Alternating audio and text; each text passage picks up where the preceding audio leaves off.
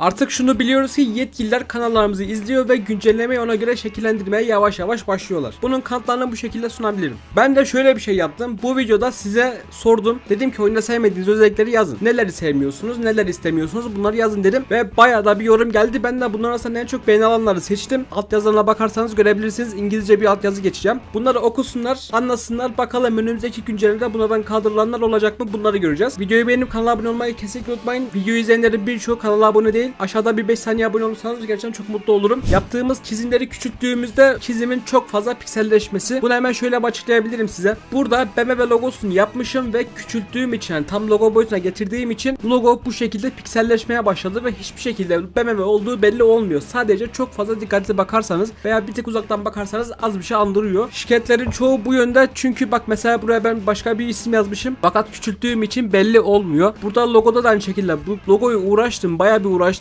ve fakat küçülttüğüm zaman bu şekilde belli olmadı logo. Şikayetler bu yönde. Sticker'lara biraz bir fix yaparsanız, biraz daha güzelleştirip güncellerseniz bir tık daha iyi olur. Çünkü çizim yapanlar bu şekilde bir sorunla karşılaştığı zaman oyundan soğuyor ve oyunu silenler dahi var bu sebep yüzünden. Bunları fixerseniz gerçekten mutlu oluruz Car Parking'in yetkilileri. Deminki olaydan sonra en çok şikayet alan şey ise direksiyonun tam tur dönmemesi. Bunu ben de sevmiyorum bu arada ama mobil oyunda genelde hepsi çoğusu böyle olduğu için öyle bırakmışlar diye düşünüyorum ama biraz grafiği düşürmem gerek. Bunu da söyleyeceğim bu arada. Şimdi siz böyle bir arabadasınız ve direksiyon tam tur bu şekilde dönüyor. Mesela direksiyona bakarsanız, mesela lastiğe bakıyorsunuz, tam tur dönüyor. Bunda hiçbir sıkıntı yok. Fakat iç koltuğa geçtiğiniz zaman en çok ikinci sırada beğeni alan buydu. Bu şekilde tam tur dönmesi. Hani bu şekilde değil de bu şekilde dönmesi daha güzel olur. Benim gözümde de gayet güzel olur ama buna çok fazla takılacağınızı zannetmiyorum. Çoğu kişinin takılacağını zannetmiyorum. O yüzden bu biraz daha düşük bir olasılık, onu söyleyeyim. Bayağı bir beğeni almış ama yine de düşük bir olasılık, onu söylemeden edemeyeceğim. Çünkü en fazla ikinci istenen bu olduğu için yine bir göstermekte fayda var. Hani bu şekilde değil de tam tur dönmesini istiyorlar. Bilginiz olsun. Güncelinde biliyorsunuz ki burger kalkmıştı. Burgeri bir daha geri getirdiler. Sadece ne değişti? Bu araba yine aynı yerinde. Sadece burada birkaç tane park edilmiş araba vardı. Arabaları kaldırdılar ki yani bence bir şeyler kaldırılması gerekiyordu. İyi olmuş kaldırılmaları. Ne kadar etki eder bilmiyorum ama sadece şu arabalar kaldırıldı. O yani. Başka hiçbir şey değişmedi. Yine her şey yerinde duruyor. Bu seferki şikayetimiz bir öncekilerine çok benzer. Yine logo ile alakalı fakat logo çiziminin küçültülüp pikselleşmesi değil buradaki sorun. Buradaki sorun logolara yapılacak yerlerin bulunmaması ki yani hepsinde yok diyemem. Hepsinde yok diyemem. Bazılarında var. Örnek vermek gerekirse bu BMW'de logo yeri var ki zaten logoyu yaptıkları için de bu şekilde gördüğünüz gibi BMW logosu gayet şık bir şekilde tasarlanmış. Pikselliği de yok. Yani bazı arabalarda var fakat bunların her arabaya gelmesini istiyorlar. Mesela bu BMW'de yok. Bu BMW'de yok. Bunda yapamıyoruz. Mesela bu arabada da yok. Bu arabanın arka tarafında var fakat ön tarafında yok. Hani böyle bir ufak bir kabartma koyun kanka. Tıpkı bu arabaya olduğu gibi bak bu şekilde bir kabartma koyun ve insanlar buradan logolarını yapabilsinler. Yani lisans almayacaksınız bunu tabii ki biliyoruz. Lisans alsaydınız önceden alırdınız zaten. Ama almayacağınız için bazı güncellemelerde arabaların birkaçına bu şekilde bir kabartmalı logo yeri koyarsanız ve bunun pikselleşmemesi çok önemli bir detay. Tıpkı bu arabada olduğu gibi pikselleşmeden logo yeri yaparsanız, ufak bir kabartma yaparsanız insanlar buraya güzel şekilde logolarını yapıp eklesinler. Böyle açıkçası daha güzel duruyor ve insanlar logo yapmaya devam eder bu şekilde. Yani her güncelde birkaç arabaya bu şekilde yaparsanız iyi olur. Şimdiki şikayetimiz araba modlarıyla alakalı. Şimdi araba modlarında ne var? Yani her araba için geçerli bu. İleri önden çekişli, arkadan işli ve 4x4 bir şekilde arabaları ayarlayabiliyorsunuz. Ekstra burada drift mod da var. Fakat oyuncular demiş ki madem bu oyunu gerçekçi yapmak istiyorsunuz bari buraya sport modu falan ekleyin. Hani her araba ekleyin demiyoruz tabii ki. Çünkü çoğu eski arabalarda sport modu diye bir şey yok. Ama bu BMW gibi veya işte bunun tarzında sport modu olan arabalar gibi ekstradan bir tuş eklerseniz, arabacının daha hızlı gitmesini sağlarsanız bu bizim için daha güzel olur, daha hoş olur. Çünkü bazı arabalar cidden, bazı arabaların motoru yükseltildiği zaman araba zapt edilemez duruma geliyor ve çok hızlı şekilde ilerlemeye başlıyor. Bu da gerçekçiliği bozuyor. Mesela ben bunda gaza bastım ve gördüğünüz gibi bayağı bir hızlı gidiyor. Mesela ben gaza bastığım zaman yavaş gitsin. Sport modu aldığım zaman da hızlı gitsin. Böyle bir tuş istemişler. Ya geleceğini pek zannetmiyorum ama yine de sizin yerinize söyleyeyim arkadaşlar. Yani bir sport modu istemişler. Sport modu yani çok geleceğini zannetmiyorum ama belli olmaz. Yine de duyurmakta fayda var. Sizin isteklerinizi oyun yapımcılarına karşı bir gösterme çabasındayım. Umarım beni anlarsınız. Bu şekilde bir sport modu istenmiş.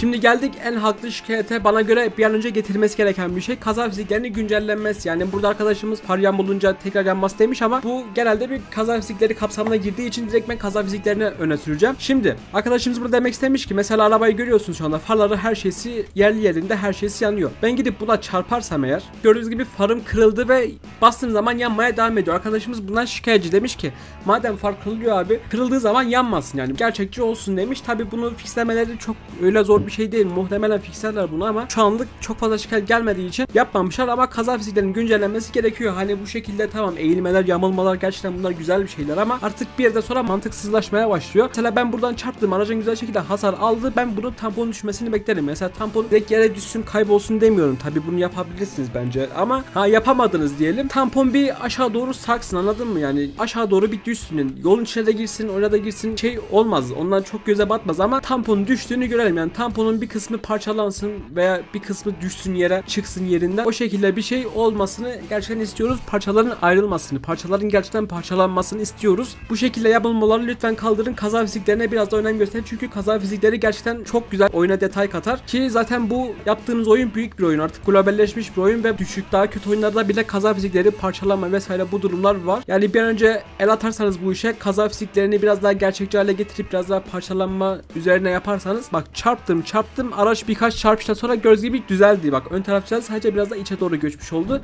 Tampon bu şekilde düzeldi. Demek istediğimiz de bu. Lütfen bunları güncelleyin. Biraz daha gerçekçi kaza fizikleri getirin, ricamızdır bu. Şimdi bu şikayete birçoğunuz katılacaktır. Ben de buna fazlasıyla katılıyorum. Araç fiziklerinin düzeltilmesi, yani aracın gerçekten bir araç olduğunu hissettirilmesi, mekaniklerin değiştirilmesi ki bu gerçekten haklı bir isyan. Şimdi tamam, burada fizikleri değiştirdiler aslında. Bu kar fiziklerini de özellikle değiştirdiler. Bayağı göze görülür farklı. Yani ne oluyor burada? Biraz da araba fazla kayıyor. Fazla gerçekçi bir hissiyat yapmaya çalışmışlar. Gördüğünüz gibi ben burada drift modlu araba olduğu için yine kayıyor ama ekstradan karlı bir yerde olduğum için daha fazla kayıyor. Ya mekanikler bakımından bir tek burayı güncellediler ama bu yetmiyor. Şimdi bazı arabalar var, şimdi hiç araba sürdürdüğünü hissetmiyor. Mesela direksiyon olsun, işte gaz olsun, mesela gerçek bir arabada durup yanına bastığı zaman böyle hızla gitmez. Yavaş yavaş kalkar veya işte ne bileyim bir çukura falan girdiğin zaman, mesela şöyle göstereyim. Bak çukura falan bir anda yapıyor. Bunu yavaş yavaş yapsalar. Ya demek istediğimi tam anlatamadım ama videosunu gösterebilirim. Ekranda da gördüğünüz gibi bu şekilde bir fizik istiyoruz açıkçası.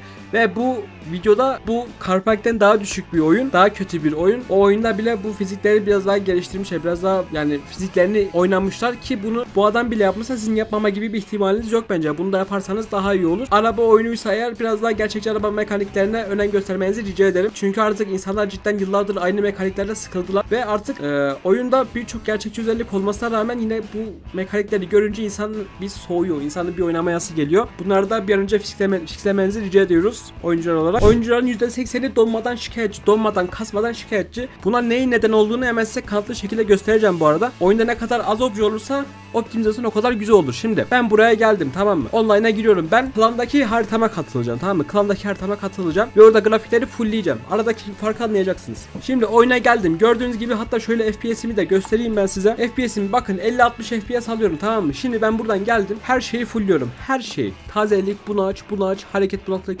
yumuşatma. Bunlar güzel duruyor. Bunlar dursun. Bakın her şeyi fullledim. Kaç? 20 FPS, 30 FPS falan alıyorum. Her şeyi fulllememe rağmen. Ya tabi böyle hiçbir cihaz neredeyse çalıştırmaz. O yüzden sizin yüksek grafik dediğiniz ayarı yapacağım şimdi. Bakın bu tarafa döndüm. FPS'im 40'lara falan çıktı. Çünkü neden? Burada çok bir şey yok. Ve oyun gerçekten de güzel duruyor. Bu grafikler oynanabilse oyun cidden uçar. Şimdi arkamda yeni şeyler eklendiği için haritada şöyle bir dönüyorum. Bakın FPS'imde düşüş yaşanıyor. Gördünüz mü? 30 FPS'e kadar düştü. Buraya tekrardan döndüm. FPS'im 40'a kadar yine çıktı. Neden? Oyun siz nereye bakarsanız orayı işler. Buraya bakıyorum, burada ne var işte? Bir tane oto yıkama yeri var. Ağaçlar falan var. Böyle küçük bir yer var. Fakat ben buraya dönersem, bak çevirdim kameramı. Buraya döndüğüm için bak burada işte dağlar var, burada futbol sahası var, işte burada durak yeri var, diğer yerde de park yeri var vesaire vesaire, bir sürü şeyler eklendi ve kasmaya da başladı. Şimdi oyuncuların çoğu, mesela bak ana menüye de geldim, bak burada FPS'im 50'ye falan çıktı. Neden? Çünkü burada bir şey yok. Yani çok fazla göz yoran, optimizeyi düşürecek bir şey yok. Ama ben genelde oyuncuların çoğusu şehir 1'de oynadığı için şehir 1'de çok fazla obje var. Burada inanılmaz obje var. Bakın girer girmez FPS'im 9'a 5'e kadar düştü. Mecburen düşürtmek zorundayım. Şöyle yaptım. Düşürdüm. Burada çok fazla gereksiz obje olduğu için haliyle kasıyor. Mesela buraya döndüğüm zaman burada işte burada ne var? Burada burger var. Diğer tarafta bu bina var. Büyük bina var. Burada futbol sahası falan var. Bunları düşürüyor. Ama ben bu tarafa dönersem, bakın şimdi göreceksiniz. Ben buradan düz gidiyorum. Bakın FPS'im yükselecek. Bakın 28 oldu. 30'a çıktı. Bak 30. 40'a kadar çıkıyor. Neden? Çünkü burada bir şey yok. Burada işlenecek çok fazla bir şey yok. Şimdi şehir 1'e baktığınız zaman bakın burası şehir, tamam mı? Ne kadar büyük. Bak her şey var. Burada yeni harita var. Burada futbol sahası var. Burada yeni gelen map var. Burada şehirde baya bir kalabalık var. Şehir içte ve bir sürü objelerle dolu. Burada illaki kasar ama bakın şimdi şehrin içine girdiğim zaman FPS'imi yukarıdan izleyebilirsiniz. Kanıtlı göstermek amacıyla FPS'imi açtım. Bakın FPS'im 20'lerde falan, yani çok kötü bir FPS açıkçası. Bakın şimdi yavaş yavaş o yeni gelen haritaya gittiğim zaman FPS'in yükseldiğini göreceksiniz. Bak 30'a, bak 40'a çıktı. Şimdi buraya gidiyorum. Burada çünkü hiçbir şey yok. Gerçekten hiçbir şey yok etrafında. Sadece küçük bir ada var. O adayı işliyor ve FPS'te etkilemiyor bu açıkçası.